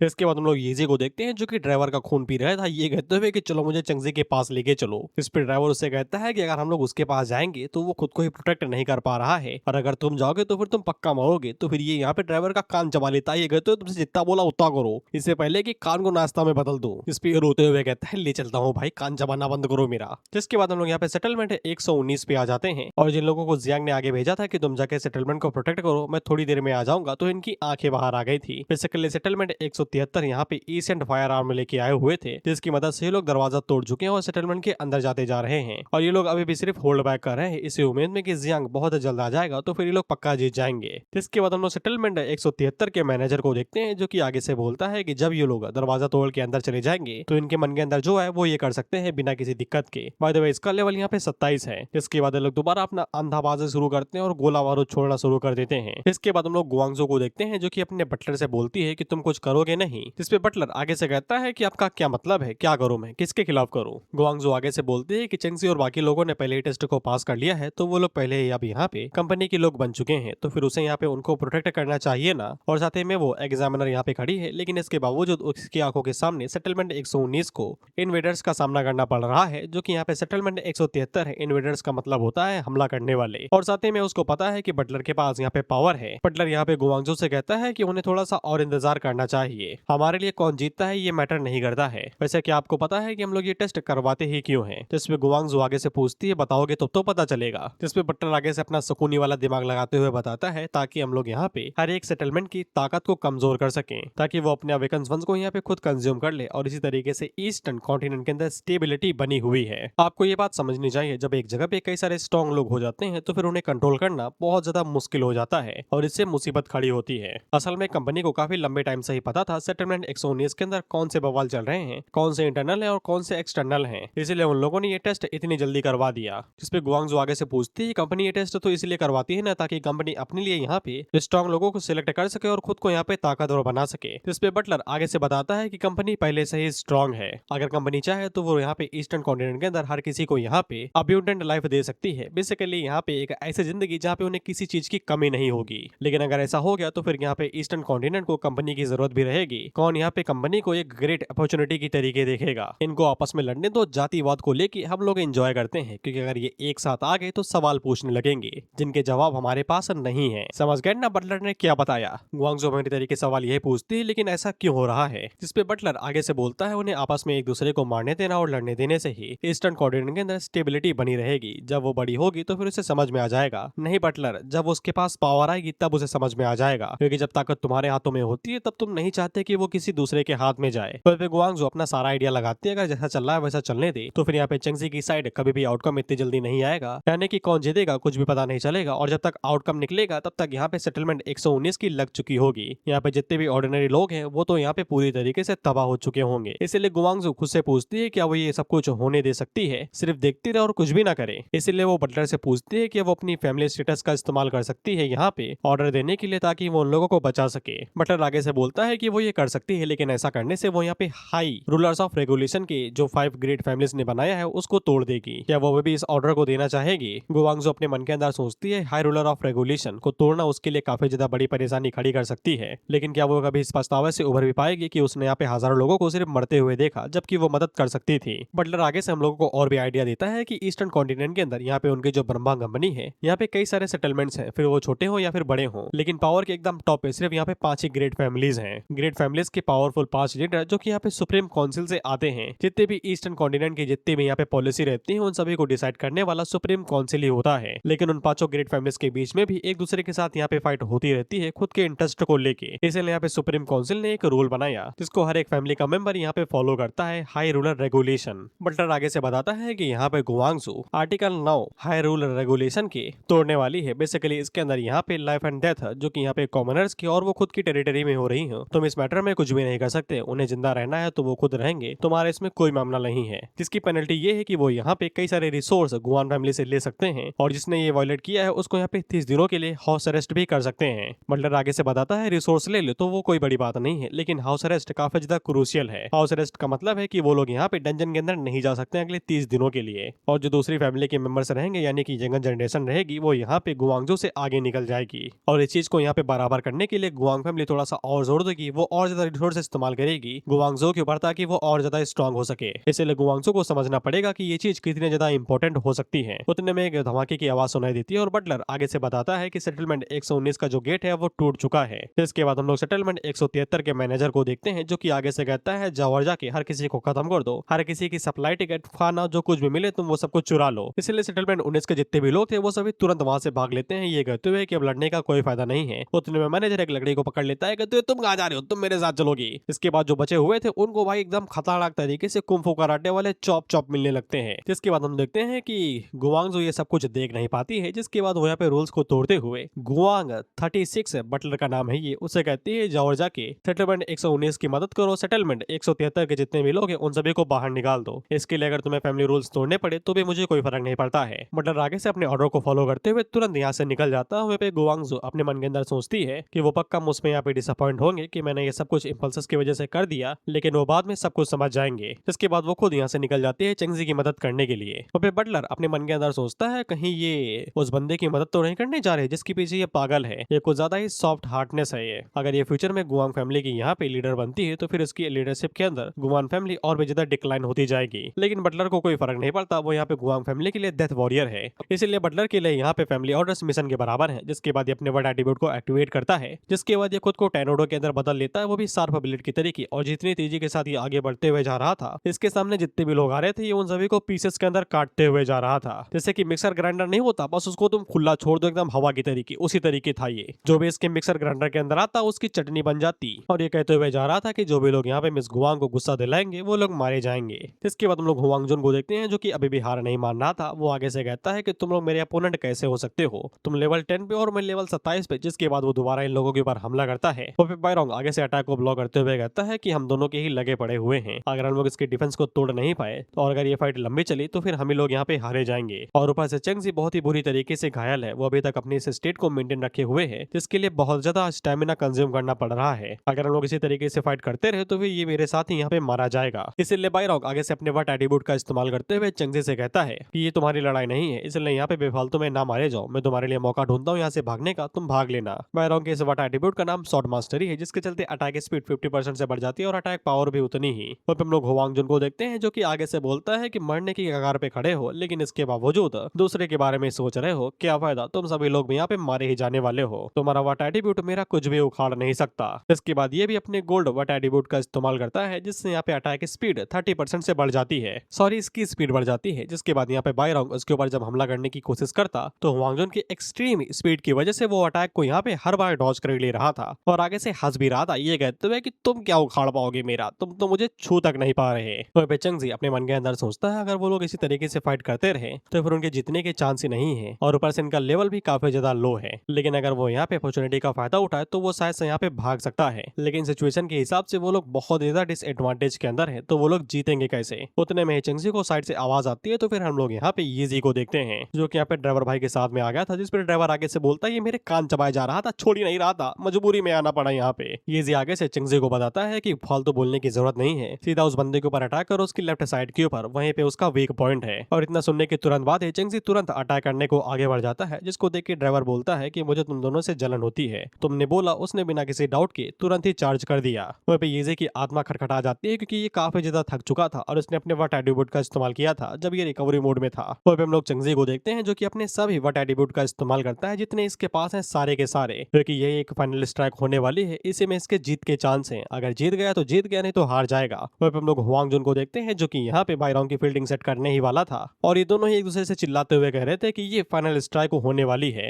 लेकिन स्पीड के मामले में यहाँ पे चेंगजी जीत गया था, क्योंकि जब तक हुआंगजुन फाइनल स्ट्राइक मार पाता उतने में चेंगजी ने अपनी फाइनल स्ट्राइक मार दी थी और उसको भी डीमन स्लेयर वाला ट्रीटमेंट दे दिया था, लेकिन आधी बॉडी से। वहीं पे डेडिकेशन हो तो भाई इस बंदे जैसा, इसकी बॉडी आधी कट चुकी है, गोजो वाला ट्रीटमेंट मिला है इसको, लेकिन इसके बावजूद ये कहता है कि मैं तुम जैसे से हार कैसे सकता हूँ, अगर मैं मरूंगा तो तुमको भी ले डूबूंगा। जिसके बाद ये चंगजी के ऊपर मरते मरते भी हमला कर देता और सीधा मुंडी के ऊपर निशाना लगाता है ट्रीटमेंट देते हुए। लेकिन उतने में चंगजी पलट घूम जाता और इसके ऊपर दोबारा स्ट्राइक मारता है, ये कहते हुए सपने में। और इस बार तो इसकी बॉडी के बीच से 2 टुकड़े हो जाते हैं। टुकड़े क्या भाई, इसकी बॉडी के वो यहाँ पे पीसेस बना देता है, एकदम कपड़े के कतरे कतरे तरीके। वो पे चंगजी ने अपने सभी एट्रीब्यूट का इस्तेमाल यहाँ पे दोबारा किया था, वो भी तब जब इसकी बॉडी यहाँ पे रिकवरी मोड पे थी। इसके बाद इसने दोबारा अपनी बॉडी को यहाँ पे इस्तेमाल कर लिया, इसलिए अब ये पूरी तरीके से चला जा चुका है कोमा मोड में, यानी कि ये तुरंत बेहोश हो जाता है। बॉयरॉन्ग जल्दी से बीच में आता है, ये कहते हुए तुम ठीक तो हो ना, तुमने मेरी जान बचाई है दोस्त। इसी के बाद हम लोग देखते हैं कि यहाँ पे गुआंगजू आ जाती है, जो कि अपने मन के अंदर सोचती है कि चंगजे ने यहाँ पे उस बंदे के खिलाफ में जीत हासिल कर ली, जो कि उस यहाँ पे दुगने लेवल पे है। बेसिकली चंगजे अगर 10 पे है तो फिर यहाँ पे गुआंगजू 20 पे है। इसीलिए गुआंगजू अपने मन के अंदर सोचती है कि जब मैं इसे पहले मिली थी तब तो ये लेवल 7 पे था ना, अचानक से इतने जल्दी कैसे ग्रो हो गया, इसका कुछ ज्यादा एक्स्ट्रा ऑर्डिनरी टैलेंट है भाई। हम लोग बायरॉन्ग को देखते हैं, जो कि यहाँ पे गुआंगजू को देख के ज्यादा खुश नहीं होता, क्योंकि उसकी नजर में यही है कि जो एग्जामिनर रहते हैं, कंपनी के जो लोग रहते हैं, वो उन जैसे न्यू कॉमर्स को ज्यादा सीरियस नहीं लेते। इसलिए वो सिर्फ यहाँ पे गुआंगजू की रिक्वेस्ट ही कर पाता है, ये कहते हुए कि ये यहाँ पे कंपनी के एग्जामिनेशन को जीता है, तो फिर क्या आप इसकी मदद कर सकती हैं। हालांकि उसे यकीन नहीं था कि ये कुछ करेगी भी। अब इसके बाद में तुम बस यहाँ पे बायरॉन्ग के एक्सप्रेशंस को देखना, उसकी फेस एक्सप्रेशन को देखना। जिसके जवाब में गुआंगजू आगे से कहती है इसको मेरे ऊपर छोड़ दो, जिसपे बायरॉन्ग का रिएक्शन एकदम व्हाट वाला था, और जो खटाक खटाक से यहाँ पे आते नहीं क्वेश्चन मार्क, बिल्कुल उस तरीके से। गुआंगजू से कहती है तुम जाके यहाँ पे जियांग की मदद करो, देखो तुम कुछ मदद कर पाते हो या नहीं। इसके बाद गुआंगजू एकदम प्यार भरी आंखों से चंगजे से कहती है कि हम लोग दोबारा मिल गए, जिसको देख के बायरॉन्ग का रिएक्शन देखो तुम, ये क्या चल रहा है, इनके बीच में कौन सा रिलेशनशिप है भाई। इसके बाद गुआंगजू चंगजे को अपनी पीठ के ऊपर लादती है और उसको ले जाने लगती है, जिसको देख के बायरॉन्ग दोबारा अपने मन के अंदर सोचता है कि उसने ये पहली बार देखा है कि वो एग्जामिनर यहाँ पे न्यूकमर को इस तरीके से ट्रीट कर रहा है और उसे अपनी पीठ पे लाद के लेके जा रहा है। जिसके बाद दी लेजेंडरी रिएक्शन आता है, इसको देख के मेरी हंसी छूट गई थी, तुम खुद देखो। और ये बोलता है कि चंगजी का यहाँ पे बैकग्राउंड क्या है। अरे कौन भाई अपने प्रिटी बॉय को अपने कंधे के ऊपर लाद के लेके जाता है, भाई कौन ऐसा करता है। एडमिनिस्ट्रेटर जियांग, आपने यहाँ पे इस बंदे को गलत समझ लिया है इस बार, ये दिल ना मामला सी। इसके बाद हम लोग जियांग को देखते हैं, जो कि यहाँ पे हेली से कहता है कि अब मुझे कोई भी उंगल नहीं कर रहा, तो फिर मैं बड़ी शांति के साथ तुम्हारी मुंडी उड़ा सकता हूँ। जिसपे हेली आगे से कहता है तो करना, 2 घंटे से हम लोग लड़ रहे हैं ऐसे, इतनी देर में निकाल चुका होता मेरी मुंडी तू। जिसपे जियांग आगे से बोलता है ठीक है भाई, निकाले दे रहा हूँ मैं। जिसके बाद वो हेली के ऊपर बस एक ही हमला करता है और एक बार में ही हेली की बॉडी से उसकी पूरी बॉडी ही जला देता है, यहाँ तक कि मुंडी भी नहीं छोड़ता, सीधा घोस्ट राइडर बना देता है उसको। और भाई अगर तेरे पास ये अटैक पहले था तो फिर थोड़ा जल्दी कर लेता यार, इतना स्क्रीन टाइम काहे ले रहा था, तेरे सेटलमेंट वालों के लग चुके थे अगर गुआंगजू ने मदद न की होती तो, और ये सॉफ काहे लिए मार रहे हो। जिसके बाद बायरॉन्ग यहाँ पे भागते हुए आता है, तो जियांग आगे से बोलता है मुझे सब पता है, तुमने और चंगजी ने मिलकर यहाँ पे हुआंगजुन को पहले ही मार दिया है, अब हम लोगों को यहाँ पे गेट की तरफ चलना चाहिए, वो सभी लोग इंतजार कर रहे होंगे। जिस पे बायरॉन्ग आगे से बताता है उसकी जरूरत ही नहीं है, किसी ने पहले ही यहाँ पे गेट के ऊपर जितने भी इन्वेडर्स थे उनको यहाँ पे खत्म कर दिया है और हमारा सेटलमेंट पूरी तरीके से सही सलामत है। और रही बात हुआंगजुन की, तो फिर मैं उसके बारे में बात ही नहीं करना चाहता, ये बात यहाँ पे चंगजे की है। जिसपे जियांग आगे से पूछता है कौन सी बात है भाई, जिसपे बायरॉन्ग उसको सब कुछ बता देता है जो यहाँ पे गुआंगजू ने किया था अपनी पीठ पे लाद के ले जाते हुए। जिसको सुन के जियांग भी काफी हैरान होता है, क्योंकि उसने भी यहाँ पे कभी भी नहीं सोचा था कि एग्जामिनर खुद यहाँ पे चंगजी को यहाँ पे लाद के लेके जाएगा और दोनों के बीच में इतना क्लोज रिलेशनशिप होगा। और जियांग को ये लगता है कि चंगजी की जो आइडेंटिटी है वो कुछ ज्यादा ही खास है, इन लोगों के सोच से भी ज्यादा परे है और है नहीं ढेले भर की। इस पे बायरॉन्ग तो यहाँ पे सीधा अंदाजा लगा लेता है, ये कहते हो पक्का साला किसी का यहाँ पे नाजायज औलाद होगी तभी उसको यहाँ पे इतना खास ट्रीटमेंट मिल रहा है। जिसपे जियांग भी हामी भरते हुए कहता है हो सकता है, और अगर ऐसा है तो फिर शायद से जियांग हमारी मदद कर सकता है उन जगहों पर पहुंचने में जिनके बारे में हम लोगों ने सोचा भी नहीं हो सकता। अब समय आ चुका है उसके दिल के अंदर यहाँ पे पूरी तरीके से अपना प्यार भर देने का। इसके बाद हम लोग चंगजी को एकदम हॉस्पिटल के दौरान में देखते हैं, जहाँ पे जैसे ही होश आता है तो ऐसे ये किलर मोड के अंदर आ जाता है और खटाक से उठ के देखता है कहाँ हूँ मैं। उसके बगल में ही ये बैठा हुआ था जो मस्त दलिया लपेटे जा रहा था, वो कहता है दलिया खाओगे दोस्त, चिंता ना करो कहीं नहीं एकदम सेफ हो तुम, ऐसे बंदर की तरीके उछल के ना बैठो कि कोई इंजेक्शन लेके दौड़ रहा तुम्हारे पीछे। और भाई तो भाई पीसी मेरा तल लग कर रहा, मगर मानो मैं अमीर बाप का लड़ना होता घूसा मार देता, मॉनिटर के अंदर छेद कर देता मैं, और मेरा पूरा पीसी खाली पड़ा है, गेम सिर्फ 10 ही पड़े हुए इसके अंदर, RDR2 है, माफिया 3 है, GTA 5 है, द विचर हंट 3 है, वगैरह वगैरह, और रेसिडेंट इविल 4 रियोलेस केनेडी। चंगजे उसे पूछता है कि हम लोग कहाँ पे हैं भाई, जिसपे ये उसे बताता है और कहाँ है भाई, सेटलमेंट 119 के अंदर है, उन लोगों ने हमको यहाँ पे टेम्पररी रेसिडेंट दिया हुआ है और तुम पिछले 3 दिनों से बेहोश पड़े हुए थे, मुझे तो ये लगा कि भूख से मर जाओगे, इसीलिए मैं यहाँ पे तुम्हें देख रहा था कहीं तुम निपट तो नहीं जाओगे। पर भूख से तो ये नहीं मरेगा, लेकिन डिहाइड्रेशन तो तुम मर ही सकता है यार, आई मीन बॉडी 2 हफ्ते तक बिना खाने की जिंदा रह सकती है, बस तुम सूख के कांटा हो जाओगे।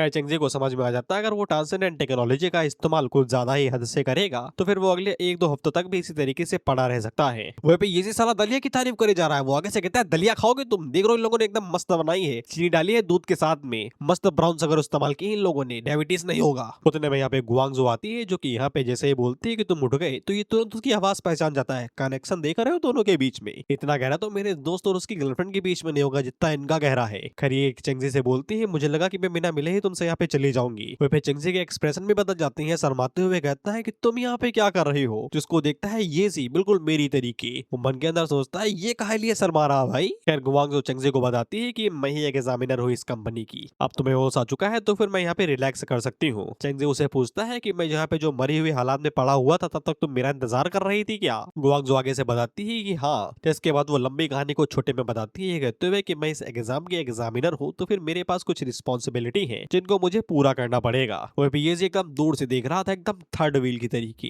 वो अपने मन के अंदर सोचता है कितना बोरिंग है, मुझे लगा कुछ खास बोलेगी। कर गुआंगजो अपने पास से यहाँ पे 3 कार्ड्स को बाहर निकालती है जो कि न्यू आइडेंटिटी सर्टिफिकेशन है, आधार कार्ड समझ लो, जिनकी मदद से यहाँ पे चंगजी और उसके साथ 2 और मेंबर मरम्मा कंपनी को ऑफिशियली ज्वाइन कर लेंगे। चंगजी आगे से पूछता है कि ये 3 क्यों है भाई, जिसपे ये आगे से बोलता है क्या फर्क पड़ता है, महंगे दिख रहे हैं वो तो मायने रखता है। जिसपे गुआंगजो आगे से बताती है कि ओरिजिनल प्लान यही था कि वो लोग 3 लोगों को यहाँ पे हायर करेंगे, लेकिन इस बार सिर्फ येजी और चंगजी ही यहाँ पे क्वालिफाई कर पाया है, तो फिर वो लोग तीसरे कार्ड को डिस्ट्रॉय कर देते हैं। आकर सर लेकिन इस बार नहीं करेंगे, वो उल्टा उन्हें ये कार्ड दे रही है, इसको एक तरीके से फेवर समझ लो। और ये दोबारा शर्माने लगता है, कितना शर्माएगा भी। चंगजी आगे से 3 कार्ड रख लेता है ये कहते हुए कि फ्यूचर में ये सब कुछ कर्ज अदा कर दूंगा मैं। तो फिर येजी आगे से उन लोगों को तिरछी नजरों से देखते हुए कहता है फेवर, साला सगाई करोगे पेपर की अंगूठी बना दूं मैं। और वो मन के अंदर सोचता है समय आना तो अपनी गर्लफ्रेंड के सामने मैं भी साला स्वॉप करूंगा, बाय द वे तेरा ये सपना सपना ही रह जाएगा। उतने में यहाँ पे बटलर आता है जो कि आगे से कहता है जल्दी करो भाई, समय निकल रहा है हम लोगों का, ट्रेन छूट जाएगी। जैसे गुआंगजो को याद आता है कि वो कुछ ज्यादा ही बहक गई थी, जिसके बाद वो चंगजी को बताती है कि वो उसको एक और चीज देना चाहती है। ये कोई कंपनी की तरफ से नहीं, ये वो पर्सनल गिफ्ट है जो यहाँ पे उसको अपनी तरफ से दे रही है। इसके बाद ये निकालते हो जानते हो क्या, पेपर से बना हुआ lucky charm stone. By the way ये कुछ खास भी हो सकता है, भगवान जाने भाई। कर वो गुआंगजो को देते हुए कहती है कि तुम इसका इस्तेमाल अपने न्यू वर्क प्लेस में करना और मैं उम्मीद करती हूँ कि ये तुम्हारे लिए गुड लेके आएगा, जरूर लाएगा भाई, तुम जो दे रही हो। जिसके बाद ये गुड बाय बोल के यहाँ से कट लेती है। वो चंगजी को एक अजीब सी फीलिंग हो रही थी, उसे ये फीलिंग समझ में नहीं आती लेकिन उसे ये फील हो रही थी। भाई को नहीं पता इसको मिसिंग बोलते हैं, लेकिन इसको ये फीलिंग वही लग रही थी जब इसकी बहन को इसे छीना गया था, लेकिन ये इतनी ज्यादा इंटेंस नहीं थी। वो भी ये आगे से हाथ फहराते हुए कहता है चले गई दोस्त, कितना घूरेगा, कुछ कहना था तो फिर जल्दी बोलना था ना, अब रिग्रेट हो रहा हो तो कुछ नहीं फायदा उसका, चुपचाप दबा के बैठ जाओ मुंह के अंदर वो। लेकिन चंगजी उसके हिस्से का कार्ड उसे देते हुए कहता है कि ये तुम्हारा हुआ। वो भी ये आगे से बताता है कि जब तुम सो गए थे ना, बेहोश हो गए थे, तब ये तुम्हें लाद के लेके आई थी और बेड के ऊपर गिरा गई थी, किसी ने नहीं देखा था और ना ही तुम कुछ बोल पाए थे। जिसपे इसके मन के अंदर और ज्यादा लड्डू फूटने लगते हैं कि वो यहाँ पे पहले से ही थी मेरे लिए। देख रहे हो तुम कितना कोसा इसका गंदा घटेगा। जिसके बाद अंदर यहाँ पे जियांग और उसकी पूरी गैंग आती है जो कि यहाँ पे जियांग की ही चिंता कर रहे थे कि वो उठा कि नहीं उठा, और साथ ही में वो ये भी पूछ रहे थे कि तुम एग्जामिनर से मिल लिए ना। चंगजी आगे से बताता है कि हाँ वो उससे मिल लिया है, वो भी खरगोश के आंसू के एकदम क्यूट से। ये दोनों आगे से टसुए बहाते हुए कहते हैं कि हमें तो तुम्हारी चिंता हो रही थी, हमें तो यही लगा कि तुम कब उठोगी ही नहीं, खासकर हमारा येजी तो वो तो सो ही नहीं रहा था तुम्हारी चिंता के अंदर, आप कहीं सोया है। जिसके बाद चंगजी येजी की तरफ देखता है तो ये घोड़े बेच के सो रहा था। वह चंगजी अपने मन के अंदर सोचता है कि साले ने इस बारे में एक भी शब्द नहीं बोला। वह जियांग अपना हाथ आगे बढ़ाता है तो चंगजी उससे पूछता है क्या करो भाई, तो जियांग आगे से हाथ पकड़ के बोलता है कि शुरुआत में मैंने तुमको अच्छे से ट्रीट नहीं किया, उसके लिए सॉरी। जिसपे चंगजी बिल्कुल भी बुरा नहीं मानता, ये कहते हुए कि ये मेरा डिसीजन था कि मैं मदद करता या नहीं करता, और ऐसे भी इस दुनिया के अंदर ज्यादा लोग नहीं है जो कि यहाँ पे ऑर्डिनरी लोगों के बारे में सोचते हैं। इससे जियांग को भी यकीन हो जाता है ये तो सच में मेरी परछाई रे। इसके बाद वो बायरोंग से कहता है कि आइटम को यहाँ पे लेके आना। बायरोंग चंगजी को बताता है कि ये एक थैंक यू गिफ्ट है जो कि उन सभी लोगों ने यहाँ पे रेडी किया है, पूरे सेटलमेंट की तरफ से है, ये उन लोगों को बचाने के लिए। चंगजी आगे से कहता है सभी लोगों के लिए। इस पे जियांग चंगजी को बताता है कि तुम्हारा स्टेटस अगर खास ना होता तो फिर तुम्हारा जो बिग शॉट है वो कभी भी यहाँ पे अपने बॉडीगार्ड को आगे न भेजता मदद करने के लिए, और अगर उसने यहाँ पे मदद न की होती तो फिर सेटलमेंट 119 के जितने भी लोग हैं वो सभी अब तक यहाँ पे मारे जा चुके होते और उनके हाल यहाँ पे किसी जानवर से भी बदतर होते। इसलिए ये तुम रख लो, ये हमारी तरफ से है और ये तुम डिजर्व करते हो। फिर चंगजी अपने मन के अंदर सोचता है मुझे नहीं पता कि ये बंदा किस बारे में बात कर रहा है, लेकिन फायदा मिल रहा है तो चुपचाप ले लो, शर्माओ ना ही। जियांग सोमेन की तरफ से कहता है और हाँ ये भी तुमसे कुछ बोलना चाहती है, जिसपे ये खराब जाती है, तुम वाइब्रेट काहे लिए कर रहे हो, सीधा बोलो ना। तो ये हिम्मत को इकट्ठा करके चंगजी से बोलती है कि वो उसके साथ चलना चाहती है, उसे अपनी लाइफ में बिल्कुल भी रिग्रेट नहीं होगा ये डिसीजन करते हुए। चंगजी जियांग की तरफ देखता है तो जियांग बोलता है मेरी तरफ ना देखो, मैंने कुछ नहीं बोला, वो खुद ही तुम्हें फॉलो करना चाहती है। तो चंगजी यहाँ पे सोमन से बोलता है कि तुम मेरे साथ क्यों आना चाहती हो, क्या तुम्हें अपने सेटलमेंट वापस नहीं जाना क्या? मेरे साथ चलने से तुम्हें कोई भी फायदा नहीं होगा। सोमन आगे से पूरी कहानी बताती है कि एडमिनिस्ट्रेटर जियांग ने यहाँ पे मदद की है उसकी रिक्वेस्ट को पूरा करने में। उसके सेटलमेंट के जितने भी लोग हैं वो सब यहाँ पे सेटलमेंट 119 के अंदर आके रहेंगे, जिससे उन्हें स्टेबल लाइफ मिलेगी। और वैसे भी उसके पास इतनी एबिलिटी नहीं है कि वो वापस लौट के उन लोगों को यहाँ पे एक पीसफुल लाइफ दे सके या फिर एक बढ़िया लाइफ ही। लेकिन तुम अलग हो, तुम्हारे पास कॉन्फिडेंट है, तुम स्ट्रॉन्ग और बहादुर हो, इसीलिए तुम पक्का यहाँ पे दुनिया के ऊपर अपनी छाप छोड़ोगे। इसीलिए मैं तुमको फॉलो करना चाहती हूँ ताकि मैं भी यहाँ पे छाप छोड़ सकूं। तो हाथ मार दो ना दीवार पे, कौन रोक रहा है तुम्हें छाप मारने से? फिर ये चेंगजी को बता रही थी कि इसके पास कुछ खास एबिलिटी नहीं है, लेकिन वो उसकी पूरी मदद करेगी। पर तुम्हें मैंने बोला नहीं, ये जो पीछे सो रहा था वो सो नहीं रहा था, वो बस अन्ना हंसने की कोशिश कर रहा था। और ये सब बातें सुन के अब ये हंस पड़ता है। ये कहते हुए कि अब और ज्यादा नहीं रुका जाता। इसमें सोमन उसे चिल्लाते हुए कहती है कि काहे लिए हंस रहे हो भाई, इसमें कौन सी फनी बात है? इस पे ये दोबारा सो ऑफ मारते हुए कहता है कि कुछ भी खास बात नहीं, तुमने जो बोला ठीक बोला, मैं सिर्फ इसीलिए हंस रहा था क्योंकि तुम्हारा जजमेंट काफी ज्यादा बढ़िया था। इसके बाद ये यहाँ पे चंगजे से वो आखिरी वाला कार्ड लेता है जो कि बच गया था। जिसके बाद वो यहाँ पे सोमन को कार्ड देते हुए कहता है कि अब से तुम हमारे ग्रुप के मेंबर हो, कोई फर्क नहीं पड़ता कि सामने कितना बड़ा खतरा है, तुम यहाँ पे रिट्रीट नहीं कर सकती हो। इस पे ये भी कार्ड को रख लेते हैं, ये कहते हुए कि आगे चाहे आग का कुआं हो या फिर समुद्र की भूख, मुझे नहीं पता, मैं अब बिल्कुल भी यहाँ पे रिट्रीट नहीं करने वाली। जिसके बाद इनके कार्ड के ऊपर इनकी सारी आइडेंटिटी यहाँ पे लिख के आ जाती है, जिससे ये काफी ज्यादा हैरान होता है क्योंकि कुछ समय पहले ये पूरी तरीके से खाली था। इस पे जियांग आगे से बताता है कि कंपनी यहाँ पे काफी ज्यादा खास तरीके के मटेरियल का इस्तेमाल करती है, इसलिए ऑटोमेटिकली ही अपने ओनर को यहाँ पे रिकॉग्नाइज कर लेते हैं। पता नहीं हरामी कौन सा मटेरियल इस्तेमाल करते हैं, लेकिन वो पक्का हाई ग्रेड का ही यूज करते होंगे। उतने में ही जियांग को आवाज आती है, तो वो उन लोगों को बताता है कि कंपनी का कैरेज आ चुका है तुम लोगों को लेने के लिए। वो भी हम लोगों को बताता है कि जब ये कैरेज आता है तो हमेशा 3 घोड़े रहते हैं आगे म्यूटेटेड, ये कुछ खास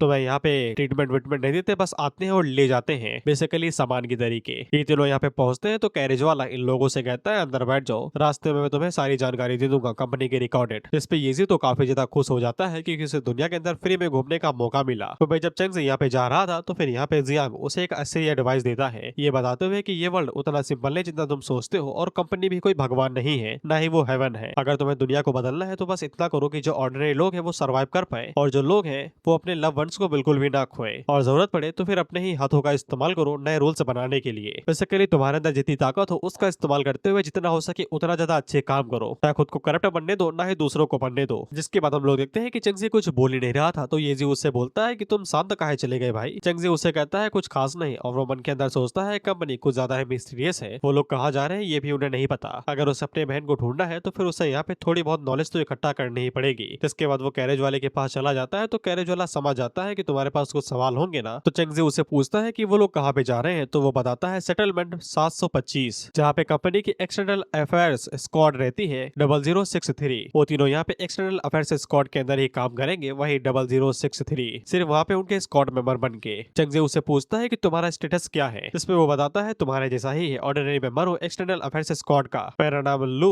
पिंगसी है, तुम मुझे ऑनेस्ट बुला सकते हो, हर कोई मुझे यही बुलाता है। चंगजी तुरंत समझ जाता है ये कोई अच्छा नाम नहीं है। वो पूछता है कि तुम्हें कोई बुली बुली करता है क्या, जिसपे ऑनेस्ट आगे से बताता है वो यहाँ पे बॉटम क्लास से आता है, जिसको यहाँ पे बुलिंग तो नहीं बोला जाएगा, लेकिन हर साल यहाँ पे स्क्वाड को उसके जैसे ही न्यू कमर से मिलते हैं जो कि खुद को कुछ ज्यादा ही समझते हैं, लेकिन वो ज्यादा देर तक स्क्वाड के अंदर रह नहीं पाते। चंगजी तुरंत समझ जाता है इसका मतलब ये है कि तुम्हें स्क्वाड के अंदर एक कुछ तरीके के कंट्रीब्यूशन करने पड़ेंगे, जिसके बाद तुम्हें प्रमोशन मिलेगा और तुम लीव कर सकते हो। जिसपे ऑनेस्ट आगे से बताता है हाँ, लेकिन अगर तुम्हारे पास नोबल बैकग्राउंड है तो फिर तुम्हें यहाँ पे कंट्रीब्यूशन की जरूरत नहीं है, तुम ऐसे ही लीव कर सकते हो। चंगजी अपने मन के अंदर सोचता है ये उसके लिए एक अपॉर्चुनिटी की तरीके हो सकता है, वो एक सेटलमेंट के अंदर ज्यादा देर तक नहीं रह सकता है, उसे जितनी जल्दी हो सके उतनी जल्दी कंट्रीब्यूशन करके सेटलमेंट को छोड़ के आगे बढ़ना पड़ेगा। जिसके बाद चंगजी उससे पूछता है जरा ये बताना हम लोग कंट्रीब्यूशन कैसे हासिल करेंगे और प्रमोशन कैसे मिलेगा। ऑनेस्ट एकदम कड़ा सवाल पूछता है तुम्हें सच सुनना है या फिर झूठ? चंगजी बोलता है सच, और वो मन के अंदर सोचता है झूठ बोल के हमें क्या ही मिल जाएगा। ऑनेस्ट बताता है यहाँ पे कंट्रीब्यूशन हासिल करने के सिर्फ 2 ही तरीके हैं, जहाँ पे रेबेलियस लो क्लास के सिटीजन है उनको यहाँ पे सप्रेस करो, बेसिकली उनको यहाँ दबाओ। बेसिकली होता नहीं जैसे कि कुछ गुंडे भेज दिए जाते हैं वसूली करने के लिए, जैसे कि EMI लोन वाले देते तो है मस्त तरीके से, लेकिन जब लेने की बारी आती है तो घर में घुस जाते हैं, एकदम मुस्टंडे भेजते हैं जिम वाले। और दूसरा होता है यहाँ पे एडमिनिस्ट्रेटर्स की मदद करो, लोअर क्लास को पूरी तरीके से एक्सप्लॉइट करने के लिए, ताकि यहाँ पे प्रोडक्शन डबल हो सके ब्लू क्रिस्टल्स का, जिसकी यहाँ पे अपर क्लास को जरूरत पड़ती है। बाय द वे ये जो ब्लू क्रिस्टल है ना, ये सुन के तुम्हारा खून खिलस जाएगा जब तुम जानो कि ये असल में है क्या चीज और किस काम में आती है ये। चंगजी को इस पूरी बातचीत से यहाँ पे 2 खास बातें पता चली। सेटलमेंट 725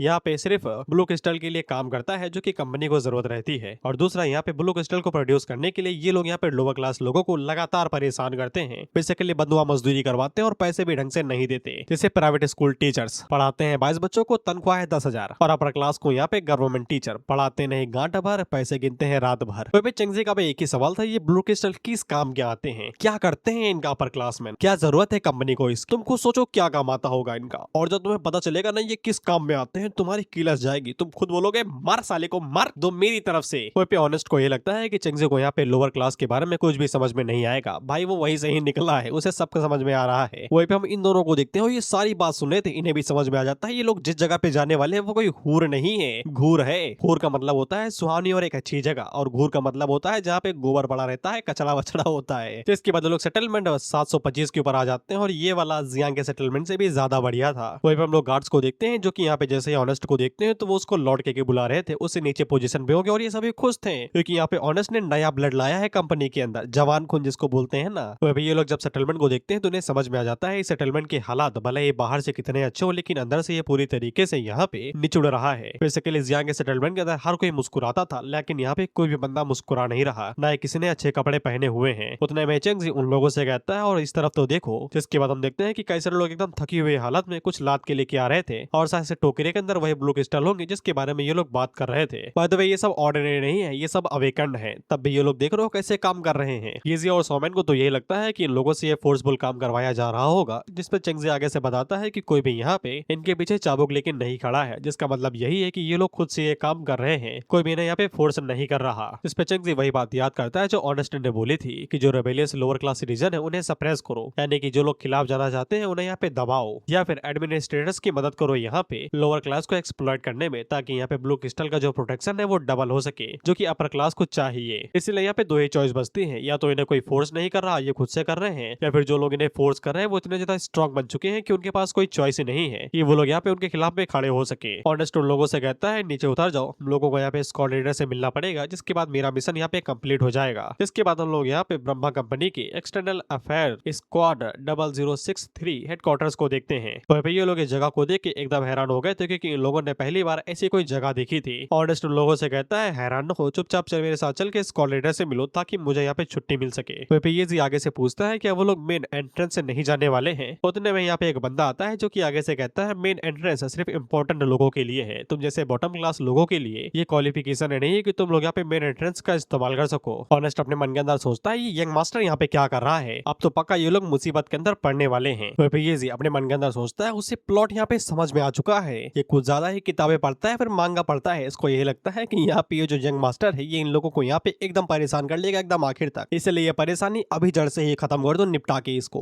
वह चेंगजी जब ये जी की तरफ देखता है क्योंकि ये बत्ती से निकाल रहा था तो फिर से समझ में आ जाता है ये कुछ गुड़ गोबर करने वाला है, इससे गुड़ मुझे अलग करना पड़ेगा। और बाय द वे इसी के साथ ये वीडियो यहीं पे खत्म होती है। तुम लोग सोच रहे हो कि मैं बीच बीच में क्यों अंडा दे रहा हूँ, मेरे पाँव भारी है ना इसलिए, साले दिहाड़ी खत्म हो गई मेरी आज की, इसलिए बाय बाय। और मुझे नहीं लगता है इसका 4th पार्ट आएगा क्योंकि सिर्फ 5 ही चैप्टर बचे हुए हैं। बेसिकली 49 पे खत्म हो जाता है ना एकदम फाइट के बीच में। बेसिकली ये सब कुछ पहले चैप्टर पे अटके हुए हैं ना हम लोग, जिसके बाद 49 ही चैप्टर हैं और आगे के 2 चैप्टर और हैं, लेकिन वो मुझसे पैसे मांग रहे हैं उन्हें अपलोड करने की ताकि मैं उन्हें रीड कर सकूं। उन्हें क्या पता मैं फटा हुआ कच्चा पहनता, उन्हें पैसे दूंगा वो भी 2 चैप्टर के। तो अभी के लिए मेरी दिहाड़ी खत्म हुई, बाय बाय।